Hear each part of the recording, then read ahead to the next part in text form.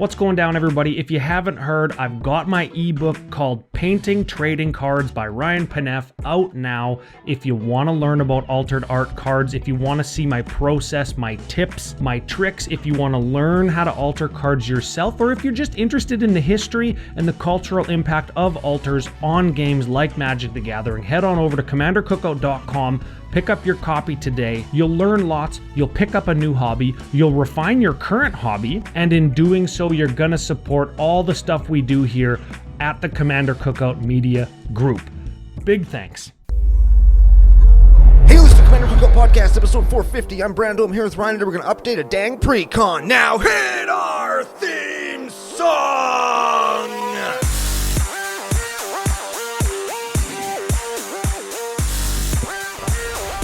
Hey Ryan, we're back for yet another whirlwind adventure.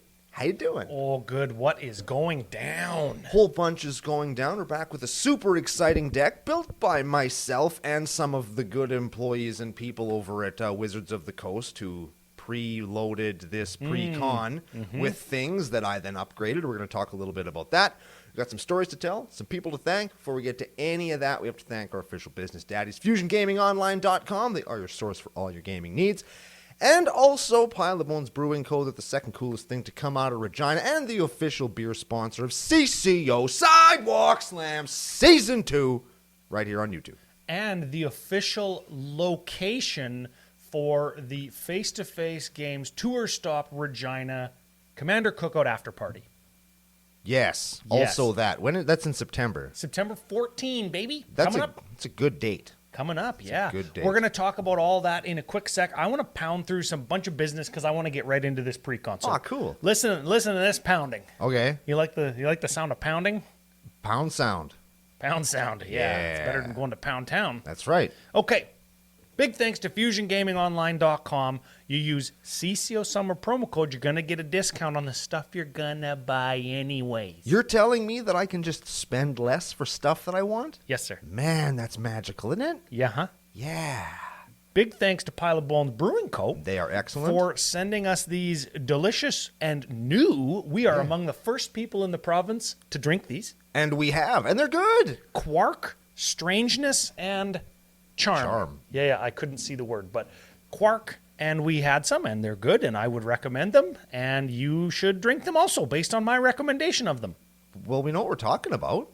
You know what I mean? Like, we drink beer. We know beer. We know our stuff. Yes. Big thanks to producer Gary and the Dufferin Avenue Media Network. You can see the damn logo on the screen behind us if you're watching on YouTube. Which it should be! And big thanks to Editor Joe for making you green and scary. Wait, that's Joe? I thought that I was doing that. Oh, yeah, okay. Oh. Okay. Big thanks to our newest Patreon supporter over at patreon.com/CCO Podcast. Okay. And I didn't tell Brando the name, so this is Raw Dog Barebones' nickname. He's never heard it before. Oh, man. Gabriel Townsend. Gabriel can pound sand. Oh, yes. Yeah. Yes. I was like also going to make town into pound. Gabriel Pound Sand. I like that. Yeah. That was easy. That was good.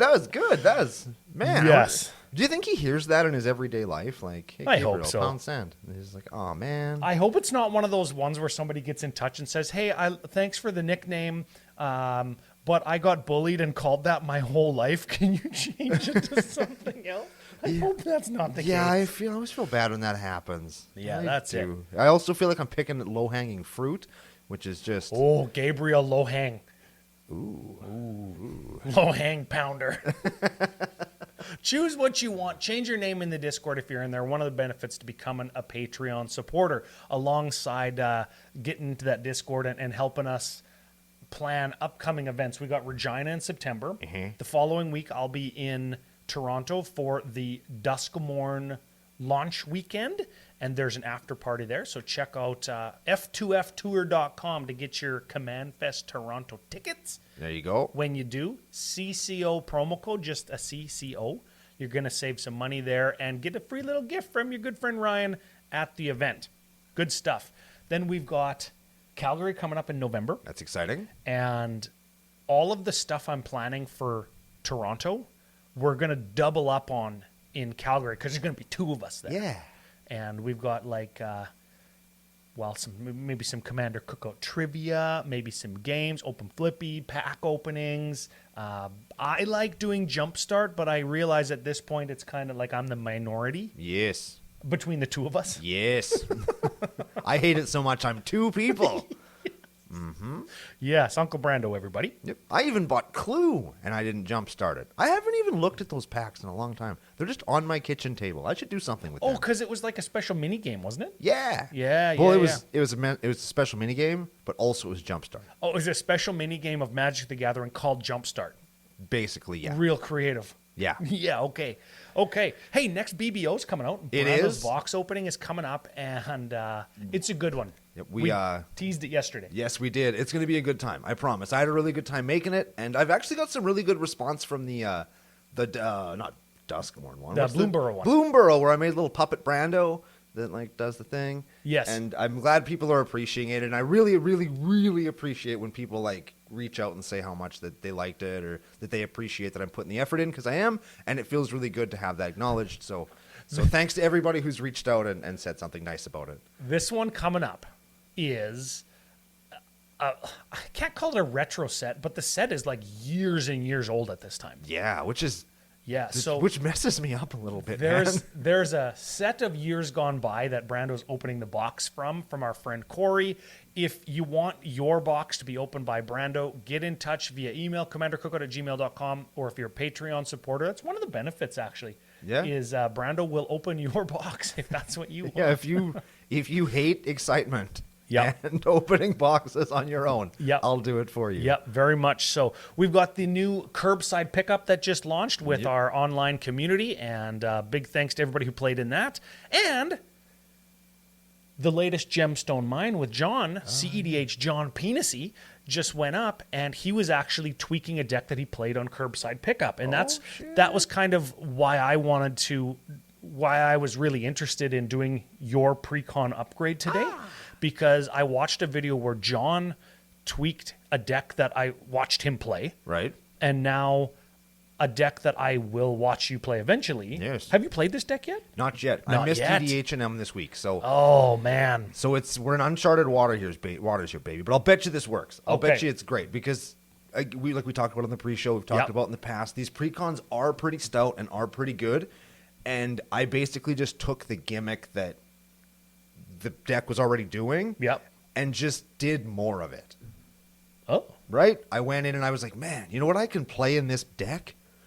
Garbage. Ooh. So I found a bunch of cards that just I like and just jammed them in here. I have a strengths and weakness with regards to garbage when we get to that part of the deck tech. And as I thought about it, as I've been kind of thought crafting it, I'm gonna play this deck a couple times to see if I'm enjoying it. Mm-hmm.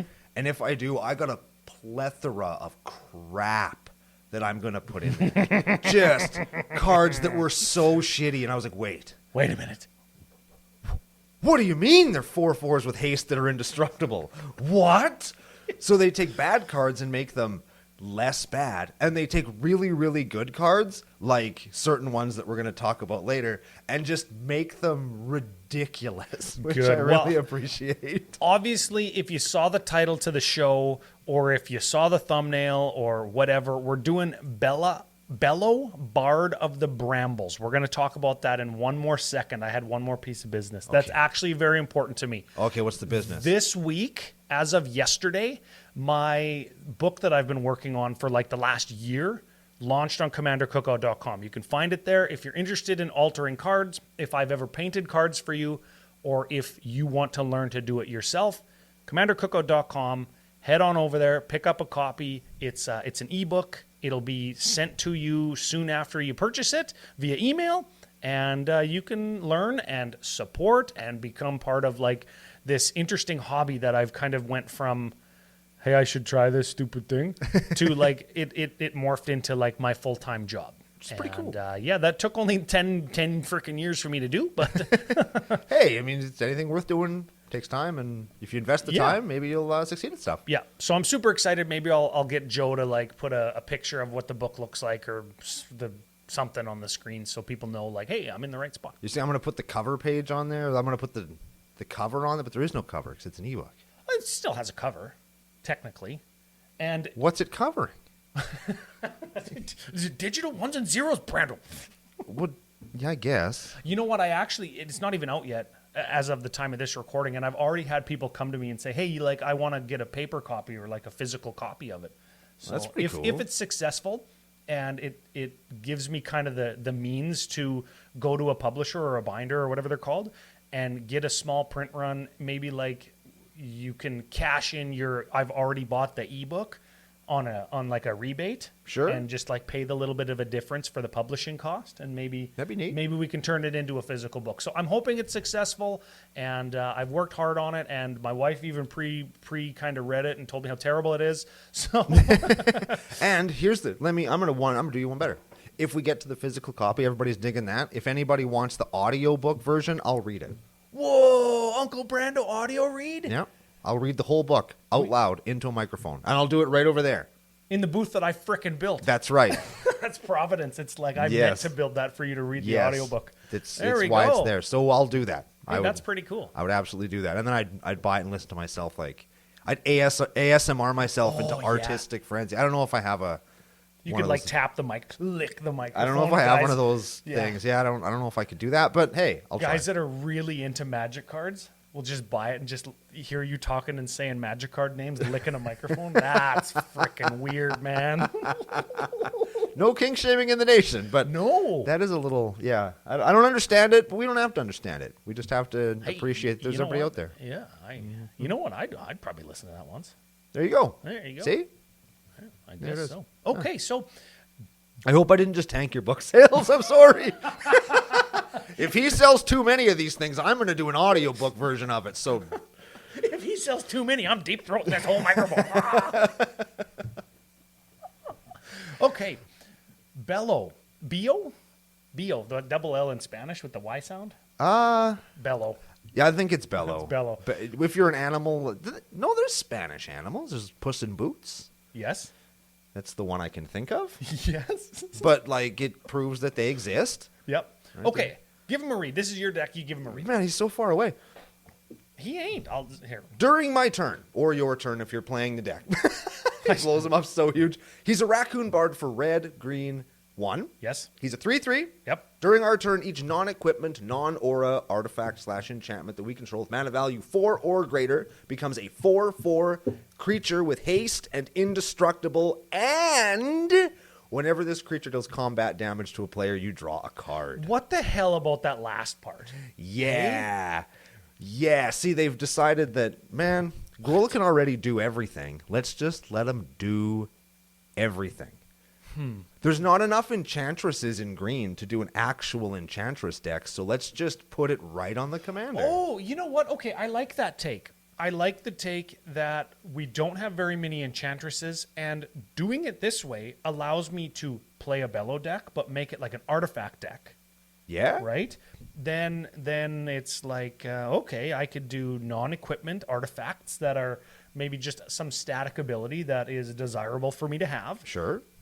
And I can still get my card draw out of it. Yep. Because obviously, like, Skull Clamp doesn't go in the deck. No. And 1/1s for Skull Clamp don't go in the deck as a result, because I want to play 4-drops. Correct. So I need to draw cards in some way, shape, or form. And if I'm not playing creatures, because I'm freaking not, I can't do, like, the whole Beast Whisperer thing. I can't do, like, the Garrick's Uprising or things like that, right? The things of that nature work. Well, I mean, creatures coming into play still draws you cards, because the enchantments, do they come into play as creatures? They don't become creatures. They just are creatures. During your turn. Oh, I think they would come into play as a creature. Yeah. See, so that's tricky. That's tricky and fun and great. Okay. Yes. Well, and we'll talk have to about keep that in mind. We'll talk about how ridiculous that is in a moment. Okay. We've got 16 play spells, and I think those are the ramp ones, right? Yes, those are our ramp things, which is great because this deck, much like, because I wasn't certain why the Precon itself made so much mana, and having not tested this in the wild yet, I decided rather than not do that, I would also do that. So this deck can make mana out the butt. Bazinga. I will never, now that I'm saying this, I'll never be short of mana. Oh, yeah, okay. Oh, yeah. Okay. But I'm yeah. playing 40 land and all this ramp. Like, I probably will do okay. And even when we get into, like, the big beater section, lots of those make big mana, too. What's interesting about this deck is it doesn't give a crap about things that cost 2 CMC. No. Right? It wants to go from 1 to 3 so it can play its commander on turn 2. Yep. And then it wants to be 4 or greater to play all of the stuff that is 4 or greater. Yes. Okay. So we've got, it's funny, the first one is a 2-mana artifact. Yeah, right? Arcane Signet, Birds of Paradise, Carpet of Flowers, bro? I have one. Sure. Yeah. That makes mana during your main phase equal to the number of islands somebody else has. Yes. We've got a Cockslide Extortionist. Yep. Which was, I felt confident putting this into a precon, given that it is a precon card. Sure. We've got a Domri Anarch of Bolas. You +1 him to add a red or green. Creature spells cast this turn can't be countered. Oh, so he's like a 3-drop mana dork that gives your creatures +1 statically. Yep. And makes it so your creatures can't be countered. And his -2 is a removal spell because my indestructible 5/4 enchantments can fight your dudes and kill them without any kind of Sure. crackback, which is great. We've got an Exploration, a Gilded Goose, a Gruul Signet, an Incubation Druid, which taps for a mana of any type that a land you can control could produce. Yep. That's a not Exotic Orchard. That's Forbidden Orchard. No. It's Reflecting Pool. Reflecting Pool. Reflecting Pool. And then if Incubation Druid has a +1 counter on it, you add 3 of that type instead, and it's got Adapt 3 for 5 mana. You can pay 5 to put 3 +1s on it. Yeah, so then he's a beater, too. Yeah. Lodi Cobra, Prosperous Bandit. I like this guy. He's from the precon. He's a cool card. Yeah, this is a raccoon, so maybe we'll see Raccoon Matters, right? And he's got Offspring, so he puts a 1/1 token copy of himself onto the battlefield. Doesn't come in the precon. When you buy the precon, it has the tokens. It doesn't come with the Prosperous Bandit token, which I think sucks. I don't like that. Well, it's too bad you didn't open like a whole booster box of the product to get them. Didn't get one. Oh, well, it is a rare from a precon. Maybe it doesn't have one.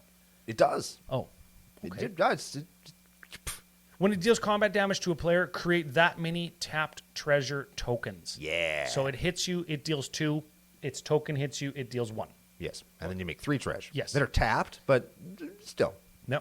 We got a Sakura Tribe Elder, a Sanctum Weaver, which is tapped for the number of enchantments you control. Because you know what green needed?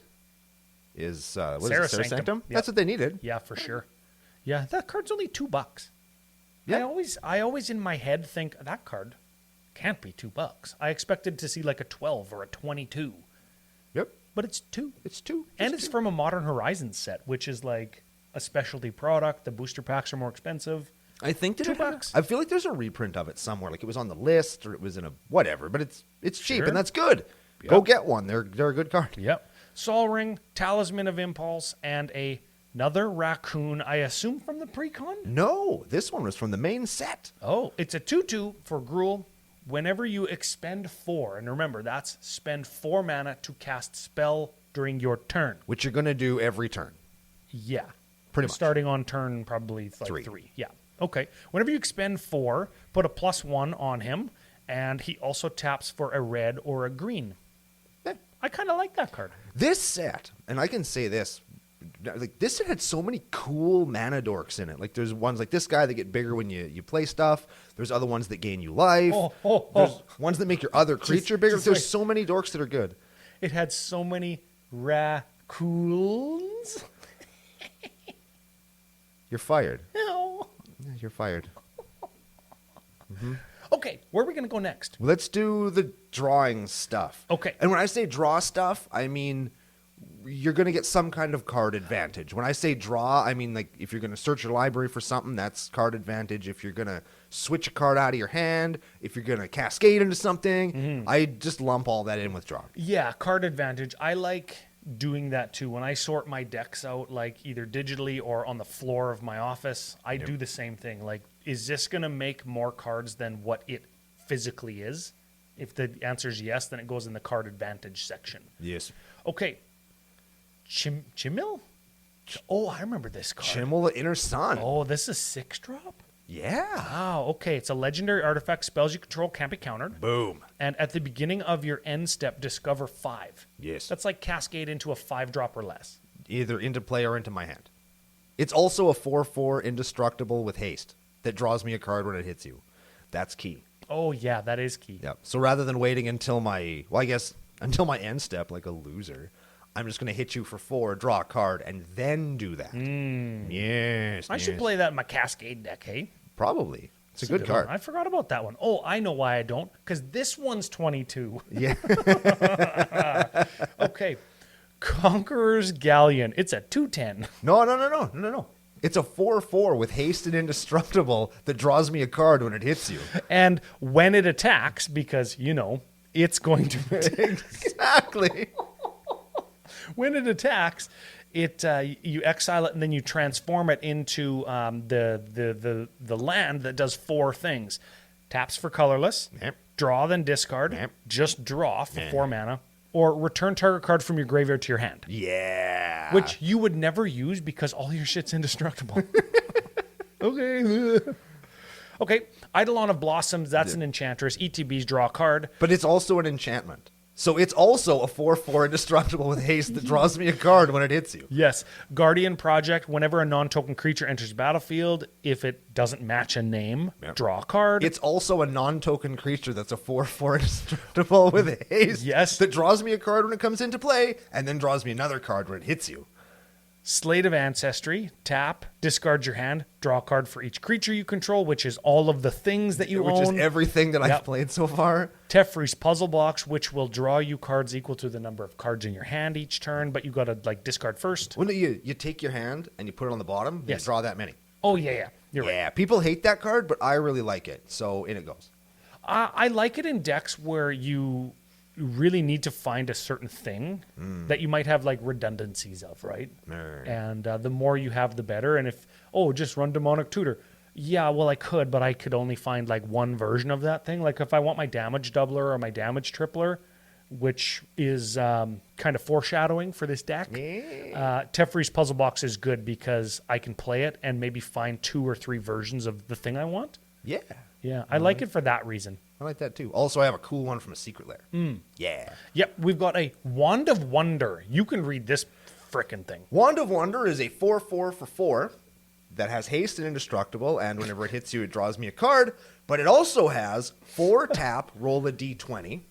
Each opponent exiles cards from the top of their library until they get an instant or a sorcery. Then, based on the number I have rolled on the d20, I get to play some of those cards for free. Sure. Now, typically, what I like about this, because I'm kind of light on spot removal or just straight up kill a dude. Yep. So what I use Wand of Wonder for is I'll hopefully mill into somebody's path or swords or assassin's trophy or whatever to conk a blocker out of there. That's what I use that for. And I've actually had really good results with it. I've had really good luck playing that. Instead of me playing removal of my own and having to dilute my own deck, I'll just play yours. Well, there you go. Yeah. Screw it. Works out good. I'm just playing dudes. Yeah. All dudes. All dudes all the time. Dudes that don't die when I play your Wrath of God. Yeah, we're gonna see that in a second. Next up, we've got Weatherlight. This is another vehicle, 4/5, but it's actually a 4/4. That's right. With indestructible and haste. And this one has flying. Ooh. Flying. And when it deals combat damage to a player, look at the top 5 cards of your library. You can reveal a historic card from among them and put it into your hand. Put the rest on the bottom in a random order. Yes. So we're just going to get a thing. Yes. Which is fine. That's like drawing a second card. Yeah. But you get to choose. That's right. But you might miss. You might miss. Yeah, that's fine. We still hit you for 4 in the air. That's pretty good. Yep. Last one, Wild Seer Scouring Maw. This is the backup commander for this precon, right? It is, and we actually got a deck submitted of this, which is kind of neat. Yeah, it was like a Voltron version of the deck. It was pretty cool, but I just didn't. I just really wanted to do this one. So, well, you can imagine what that deck looks like because this says 6/6 Trampler for 5. Enchantment spells you cast from your hand have Cascade. Boom. So you would cast an aura. Yep. To pump it, and then cascade into a second aura to pump it. Correct. That's what you do with this. Yes. And since I can't play auras in this deck, I did not. Yeah, you play enchantment spells from your hand. Yes. Okay, kill spells. Let's talk about killing stuff. Kill spells. Whole baby. Okay, and this is where we could start to think about the idea of, like, what does the deck actually do? Is this an aggro deck? Am I trying to just farm enchantments and just make a wall of 4/4s? Am I trying to strategically play enchantments that stop my opponent from doing stuff that act as a win con if I have my commander?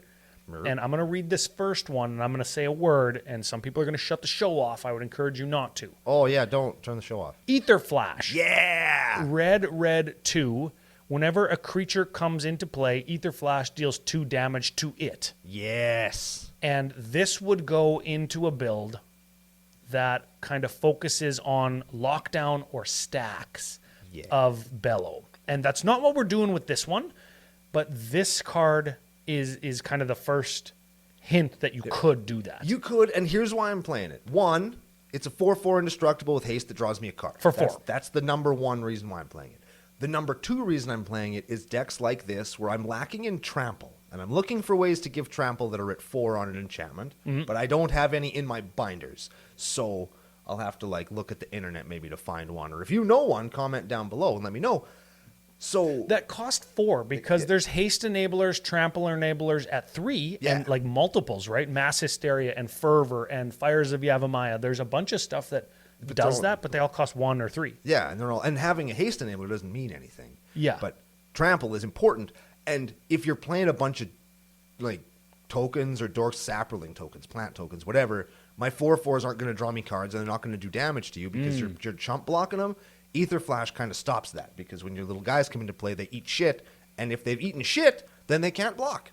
That's just science. Yep. That's how it works. Speaking of science, we've got Blasphemous Act. We've got Chain Reaction. Those are both going to kill all things. Except for my things, because they're indestructible. Of course, that turns them not into creatures anymore, but then I have to use the massive amounts of mana that I can make to just replay Bello. Yes, that's fine. We've got a Creeping Corrosion. That's going to destroy all artifacts. What else do we have that destroys everything? We have a Shatterstorm that yep. does the exact same thing as Creeping Corrosion, except it's red, and we're playing the Season of Gathering. Because I opened one in my box, and I really like it. That's the green season where you choose up to 5 paw prints. Yes. And 1 paw print, remember you could do this 5 times, is put a +1 on a creature you control. It gains Vigilance and Trample till end of turn, which is great for Trample. Pretty good. Yep. 2 paws. You could do this 2 times. Choose Artifact or Enchantment. Destroy all permanents of the chosen type. Right. So that's the sweeperness of it.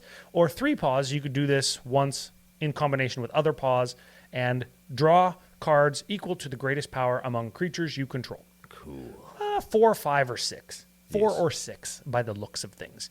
Okay, so also we've got and here we go again. There's 2 cards in here that I played. I was talking to F.U. Thomas recently, just not about this deck or anything. He plays this card because he hates blue. Yeah, he doesn't like blue, and I was like, okay, I'll you know what? I own one of these. I'm going to play it. It's a hint.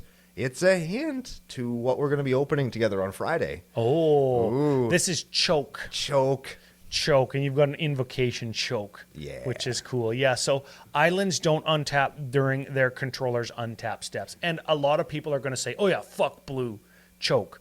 There. Now you know. Now you can do that. And we're going to do that again later. Ooh. Look at this one. This is a good one. Fraying Line. This is a 4-drop artifact. When Fraying Line enters the battlefield, put a rope counter. I remember this card. Rope counter on target creature you control. Yep. Okay. So Bello. Sure. At the beginning of each player's upkeep, that player may pay 2. If they do, they put a rope counter on a creature they control. Yes. Okay. Otherwise, exile Fraying Line and each creature without a rope counter on it, then remove all rope counters from all creatures. Yes. So you exile all things that aren't tethered. Yes. That don't have a rope hanging on a solid rope in the hole. What a stupid card. It is a stupid card, but remember, it's a 4/4 indestructible with haste that draws me a card, and the only creature that I'm probably going to have that I give a shit about on my opponent's turns is Bello, and he's already got his counter. So everybody else has to keep paying, and so do I. I have to pay 2 into it as well, but again, I make a lot of mana. And if somebody else triggers it, it's just going to get everybody but me. Right? Because I only have, like, my creature's safe from it, and I don't care about my mana dorks probably. And it's a good card. I think that in this deck, I'm going to get some work out of it. That's the kind of card that it's like, I'll never know what it does. Yep. I'll just be like, every single time, can you read that again? Okay, what does it do? Explain it to me again, please. When you do this, does my guy die? Every time. Yes. Okay. Oh, here's a good one. This is a... I'm going to read the Oracle text. Oh. Yeah? Yeah, fine. Okay, I'm going to read... This is an enchantment for green 6 from Alliances. This is one of those ones where I was talking... You can just play junk. I've had this card in my binder, and my copy's beat to shit, and it looks like crap, but I've just never found a deck for it to go in. But now that it's a 4/4 indestructible with haste that draws me a card... Yeah. Nature's Wrath. At the beginning of your upkeep, sacrifice Nature's Wrath unless you pay green. Whenever a player puts an island or blue permanent onto the battlefield, you scuzzbag. Wait for it. Island or blue permanent onto the battlefield, that player sacrifices an island or blue permanent. Yeah. Whenever a player puts a swamp or black permanent onto the battlefield, that player sacrifices a swamp or black permanent. Yeah. Oh. And remember, it's a 4/4 indestructible with haste. So good. That's Man, it. I freaking love That's everything we know about that card. I love that card. Oh, that's good.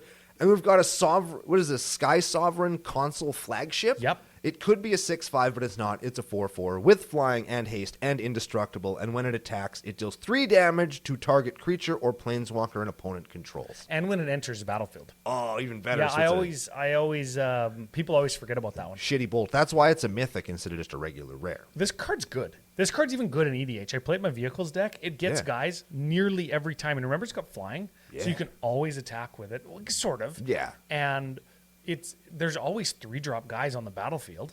Yeah. Or planeswalkers. It's just like, yeah, I'll kill your guy. What do you mean? Yeah, it does it when it attacks too. And they're like, what? Oh.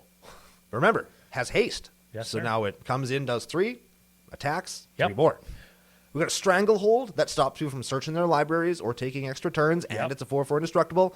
And we've got a land in here. Oh. Because I like this land a lot, Ooh. and I wanted to make a point of talking about it, because I actually have seen this go off. I've been watching some content that people have been playing. I've seen this card do a lot of heavy lifting. Talon Gates of Madara. That's where Nick Bolas lives, right?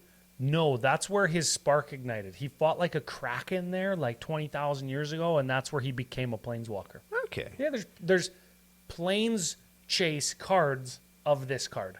Neat. Yeah. Neat. So Okay. when it comes into play, target creature phases out. Oh. And it has tapped, add a colorless, or 1 and tapped, add a mana of any color, and 4, put it from your hand into play. So it's like an instant spell for 4. Phase out target creature for 4 mana. Oh, your guy to save him, their blocker so you can kill him. Yep. Yeah, that's cool. That's a good card, and it does a lot of work, and it's a little on the expensive side still, because I think it was in the Eldrazi Precon, I think. Sure. But it's a few bucks. But I mean, if you got one or if you bought that deck, don't sleep on this card. It's a good one, and the last one is also a good one. Titania's Song. You know what this card does, or do I got to like read the frickin'...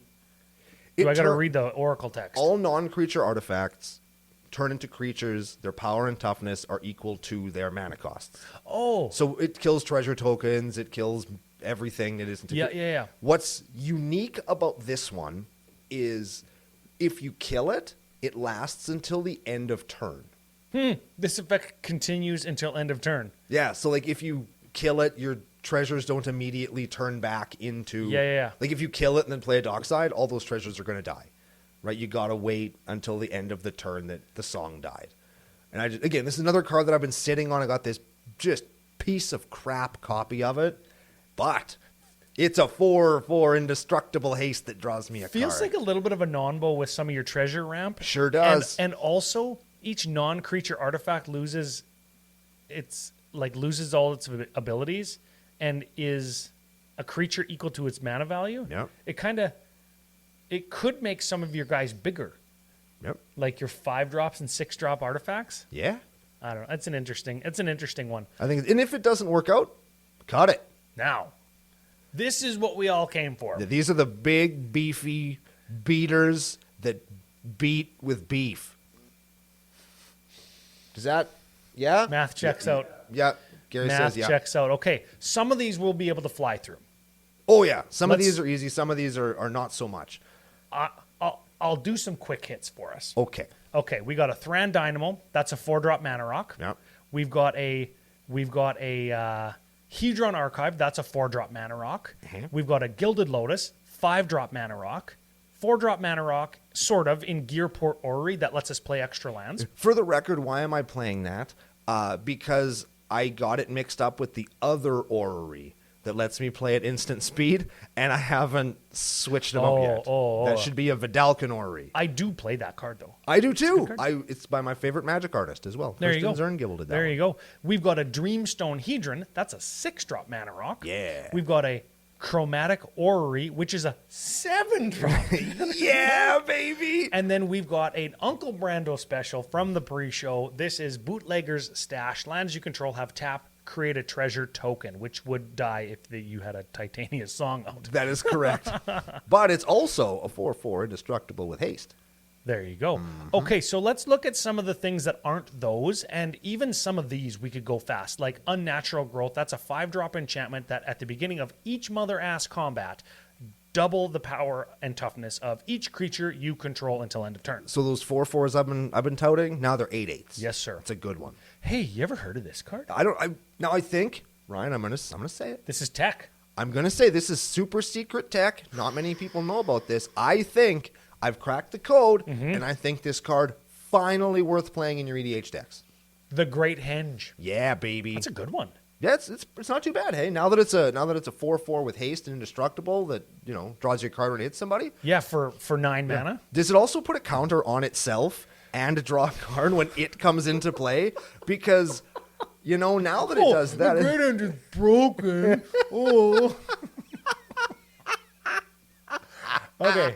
This is a 9 mana artifact. Green 7. It costs X less, where X is the greatest power among creatures you control. You can tap it to add 2 and gain 2 life. Whenever a non-token creature enters the battlefield under your control, put a +1/+1 counter on it and draw a card. Yep. So would it trigger itself? If it's entering as a creature, does it see itself? It should. I feel like it should. Itself. My brain says that it does, which means it comes into play as a 5/5 that draws you a card and taps for mana and life. Immediately because that's haste. Like, if this card wasn't good enough, put it in Bello and just as if Bello gives haste, to make the Great Henge better. Because if you make the Great Henge enter as a creature, it can't tap and pay for itself when you cast it. But Bello's like, oh no, it's got fucking haste, bro. It's fine. It's okay. Yeah, don't worry about it. Yeah, it's fine. Oh, so good. Okay, another Uncle Brando special, Solemn Simulacrum. I hate this card. But ETBs search for a basic dies, draw a card. It's also a 4/4 indestructible instead of a shitty 2/2. Rolling Hand Smear. Ooh. Yeah, 4/4 vehicle for 7. Rolling Ham Smear gets +1 for each hamster you control. I know. Okay, for each hamster you control. Yeah. Okay. Yeah. Whenever Rolling Ham Sphere attacks, create 3 1/1 red hamster creature tokens. Then it deals X damage to target. Wait a second. This is just freaking Mirror Sphere. What the ass? Yes. It's Mirror Battlefield. This came in the Precon. It sure did. And I really like this card a lot. I was halfway through I read that first line, +1/+1 for each. Okay, why does he play Mirror Battlesphere? Because this is freaking it. Yeah, because this is already Mirror Battlesphere. But somebody could get in and drive this. Yes. Yeah. Squirrels can get in and drive this, but they don't have to because it's already a 4/4. Yes. Right? It doesn't get bigger, it doesn't get smaller. Yep. It's just already a 4/4. Yeah. Paradox Zone enters the battlefield with growth counter on it. At the beginning of your end step, double the number of growth counters on it, and then create an XX green and blue fractal creature token, power and toughness equal to the number of growth counters on it. One of the weaknesses of this deck that I'm trying to kind of plug with, put my finger in the hole, is it doesn't have blockers. Because my stuff turns back into enchantment, so not my turn. Yeah. So I need things like the Ham Sphere and that card there just to make me some tokens to block with. Yes. No block, only fist. Well, No bum, just fist. probably. Yes. But I mean, you gotta do stuff. Yeah, with other people's bums. Yeah, and your fist. Yes, no kink bums, shaming just in the nation. fists. Yeah. Okay, here's our second kind of stacks card. Uncle Brando, you dirty piece of crap. Nature's Will. Okay, green 2. Whenever one or more creatures you control deal combat damage to a player, untap all lands. Oh no, sorry. Tap all lands that player controls and untap all lands you control. Yeah. Cool. So that's one of those cards that like it doesn't do enough, in my opinion. It Okay. doesn't do enough to really play it. But if I can also hurt you with it, yeah. All right. Horde Hauler, 4-drop, 5/5, Trampler. Deals combat damage to a player. Create a treasure token for each artifact they control. That's neat. Yeah, that's like Dockside number 2. Gratuitous Violence. Yeah, If a buddy. creature you control would deal damage, it deals double that damage. Yeah. And we're also playing Fiery Emancipation. That's a tripler. Yes, it is. That's a tripler, and people kind of confuse that one as being like a do nothing for 6. But now it makes it so it's a 6-drop creature with haste, and it attacks for 8. 12. Sorry. 12. Gratuitous Violence attacks for 8. Yes. Gratuitous violence attacks for 8. And those cards aren't. I wouldn't argue that they're do nothings because they it's not like you're gonna play it like a Furnace of Wrath and then immediately eat shit because all your opponents deal double damage too. They're just for you, but typically they're a setup, right? You've telegraphed your move. I'm gonna untap and then do something that's gonna do a lot of damage, so they have a chance to stop you. Whereas here, you're gonna at least get to swing one time and do big damage to something. I'm going to do big damage and gratuitous violence to the fly that's flying around in here. Yeah, I agree. Glorious Sunrise. Let's pound through these because Editor Joe's going to get angry at us. Okay. Frickin' Editor Joe, hey? Yeah, man, He's that guy. lucky he's such a nice guy. Yeah. He's lucky he posted a video the other day, Birdie Train. He got like 4 birdies in a row or something. He plays golf? Frisbee golf, remember? What? Yep. Oh, Yeah, it's a thing. okay. Frickin' Uncle Brando. Glorious Amen. Sunrise. I have a glorious sunrise in my pants every morning. At the beginning of your combat on your turn, choose one. Yep. Creatures you control gain Thick Daddy and Trample till end of turn. Found one. There you go. Target land gains add 3. Yep. Draw a card if you control a creature with power 3. Which is, in fact, Glorious Sunrise. Yes, sir. Or gain 3 frickin' shitty life. Why would I do that? Who cares? But, well, maybe Trampling. I have to because people are attacking me and I Yep. need that life. Yep. Similar to this, when it enters the battlefield, this is Frontier Siege. You choose cons or dragons. And You choose cons. yeah, cons is at the beginning of your main phase, you get green. Dragons is flying. Each of your main phases. Oh. Yeah. Yeah, Frontier Siege real good. Oh, yeah, you get green during each of your main phase. Yeah. Okay. Then we've got a Seeker's Chariot. ETBs gives you us 2 cat tokens. Yep. And is a 4/4 vehicle. And when it attacks, you create a token that's a copy of a token you control. So it gives you 3 cats. This gives you blockers. We've got a Berserker's Onslaught. Yeah. Attacking creatures you control have double strike. So good. This is another like damage doubler, right? Yes. But it's even better with your actual damage doublers because it'll actually quadruple. Yeah. Yeah, because they'll hit for double once, then they'll hit for double again. Again. Yes, I like that lots. And final card in the deck, Uncle Brando frickin' Special. Oh, yeah. One of my favorite cards in all of Magic. And we've already saying, like, well, I can make so much mana. What are you going to do with it? Gen Wave for 100, baby. Ooh, I've lost to an Uncle Brando Gen Wave, and if you've played against him, I'm willing to bet you have too. Yes. I think that's the card that when I resolve it, I win the most games. Oh, yeah? And maybe that's true for everybody, but I've found in my particular case, if I resolve Gen Wave for like 8 or 9, I just win the game outright from that I wonder point. what card I've won the most games with. But I would go on a limb and say I have won the most games with Genesis Wave Out of any card that you play. Over any other card that I play, except maybe for Brash Taunter. I bet you the card that I've won the game with the most is probably Balthor the Defiled. He's a commander in a deck that cares about the graveyard and he's a little bit combo-y. Yep. I've probably won the game with Balthor more times than any other card. Checks out. And because I've had that deck for like 10 years. Yes. Also. And I've been playing Genesis Wave since it came out. Yeah. So same kind of game. So that's the deck. It's the whole deck. That's the deck. Let's move on to a couple things I wanted to talk about. Okay. We could have a couple different build paths. We could do the go wide thing. Which is, I think, is what I've done. I think so. We could do the aggro, go wide, big damage thing. Yep. You're kind of occupying the go wide and the go tallness of it. Because your creatures are all big. Contingent upon your commander, which you have no protection for. Correct. But big mana to be able to play it again and again. Yes. Okay, that's good.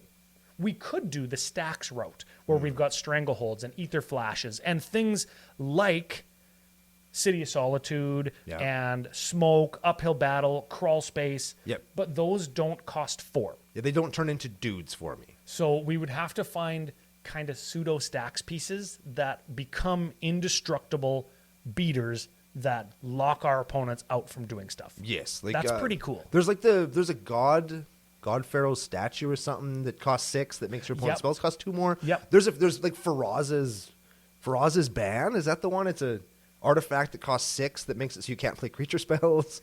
Yes. Right? Like there's lots of stuff out there like that you could put in, but I didn't want to go the stacks route. Like I say, this is, believe it or not, this is my 5th Gruul deck, and I already have a stacks one. I got one more idea. Ooh. You could, through just like playing all enchantments and artifacts, and your commander being the only creature, and like token enablers like the equipments and stuff, or like the vehicles and stuff, you could play some of the red polymorph effects and search down, or like warp world effects, but you got to warp down to the same permanent type, right? Where you warp away your commander. Let's say you don't want your guys to be creatures anymore, or let's say you have a token, you warp away from your commander down to your Ulamog, or your Kozilek, or whatever, some Annihilator fatty, or take an extra turn type guy, or your Blightsteel, and cheat it into play like at 4 mana, which is right where you want to be anyways. Yeah, that's pretty good. You could do that. I could do some greasy shit like that. I could do that. Yes, and you might want to do that in the case where... Although I couldn't use Blightsteel because it would turn him into a 4/4. Well, that's the thing. If you use the polymorph effect on your commander, you get your Blightsteel, and then it hits for 11 infect or whatever, right? Yes. Because you already have like haste enablers or whatever in the deck, or haste and trample enablers in the deck. Yep. Yeah, so you could do that kind of stuff. And that leads me to my strength. Yes. In addition to being the new hotness and a new creature type that I want to see more of. Raccoons, because come on, Trash Panda. And you're playing garbage, and and I want to see the creature type give us like a reason to play frickin' trash cards. And this one does that. Like I could. What's the one that when a Mirror March creature comes into play, you flip coins, and then you make copies of the creature. Yeah, Uncle Brando special. Mirror March could make more Mirror Marches. And now you've got 2 or 3 Mirror Marches, and you play another enchantment that's a dude, and you flip coins. And eventually, it's your Glorious Sunrise. You can pick all my dudes, get +1/+1, and trample 4 or 5 times in a turn.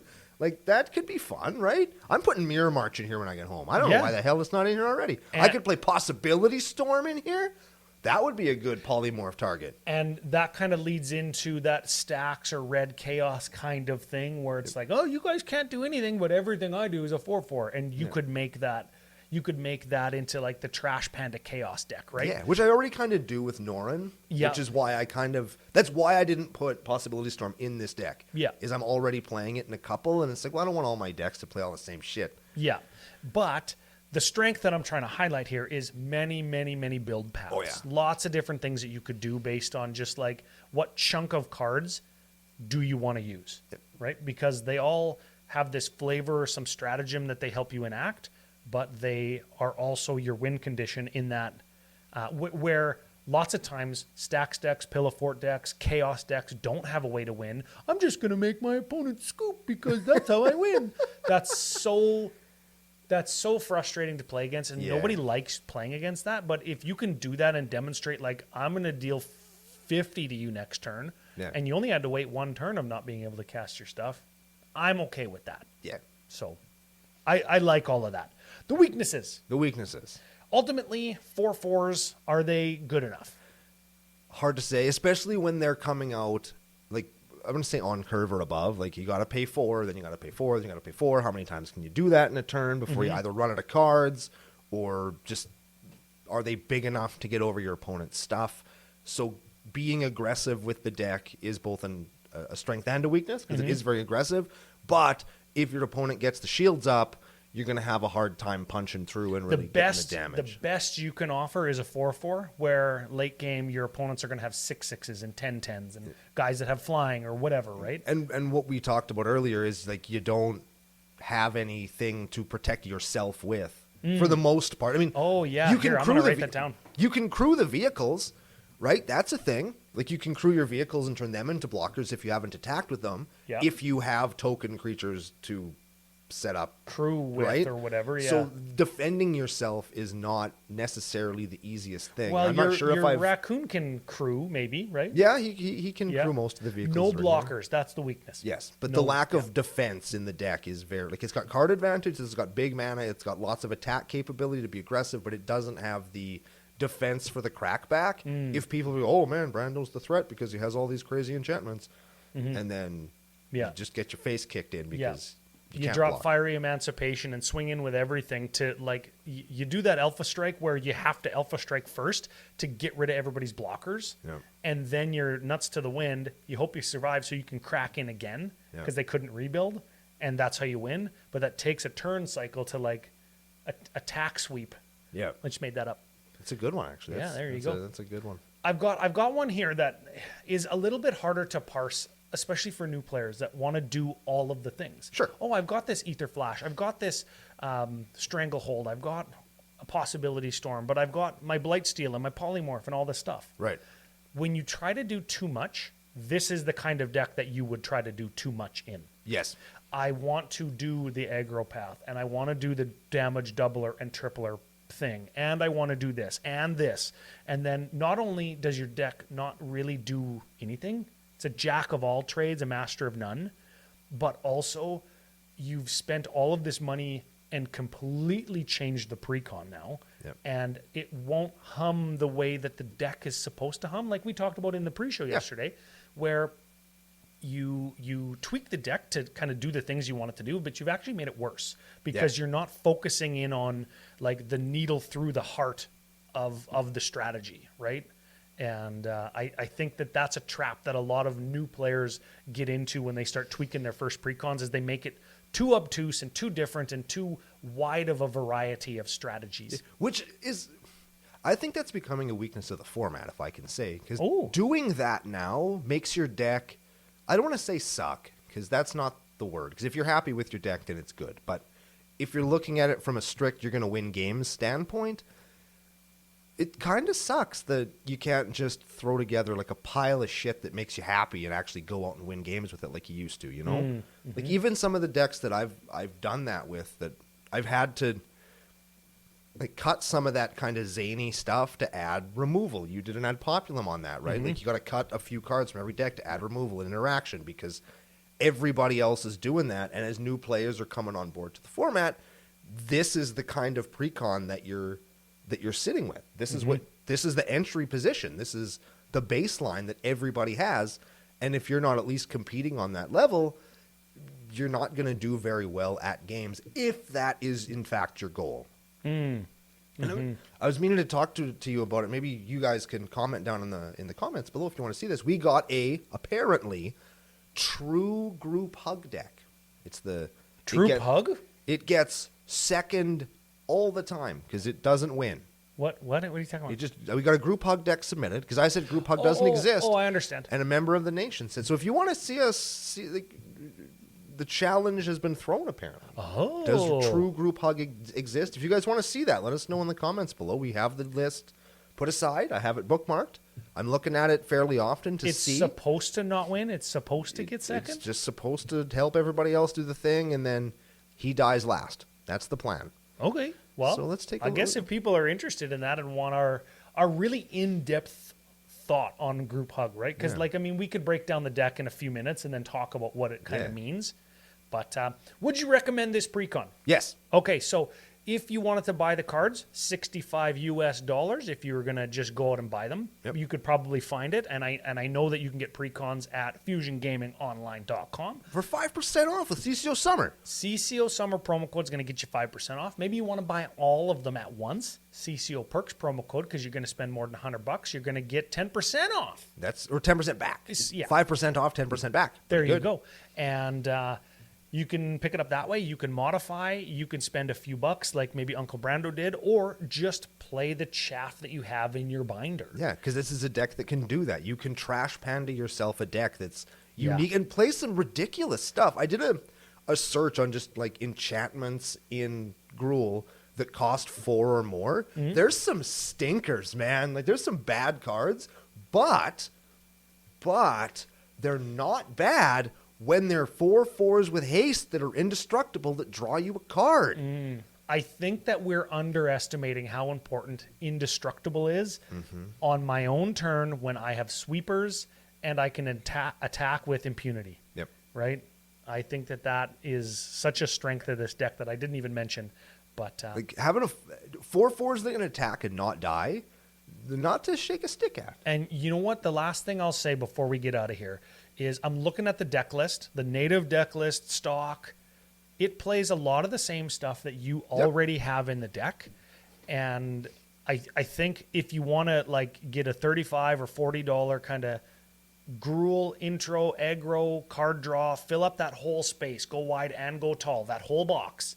This is a good way to do it. And if you've got like CCO stinkers, just classic pieces of crap that you want to play, this is the way to do it. So again, head on out, fusiongamingonline.com, pick it up. Final thought of the day, Uncle Brando. Final thought of the day. I think that this is a fantastic deck. I think we said this on our Precon review earlier this month. Great Precons. They're very good this time. I think that they're all worth picking up, especially this one because it does allow you to just play the trash. Unless you're a squirrel player, because then you're like, oh, my squirrel deck's better. Yeah, it might be. But you know what? Get bent. Get bent, squirrel. Get bent. Get bent, squirrel guy. Get bent, squirrel guy. No king shaming in the nation, but get bent. The point is, these are great decks. I hope that you enjoyed listening to my upgrade suggestions and stuff. If you have anything that you think that I should put in here just to stink up the joint, I would love to do that. Let me know in the comments below, or get at me on CCO Brando on Twitter, or CCO Ryan on Twitter if you want to see some other stuff that's really good. Follow us, follow along, check out Patreon, support the show. Thank you all very much for being here. We are going to be back next week on a very exciting episode of Commander Cookout Podcast. Hit our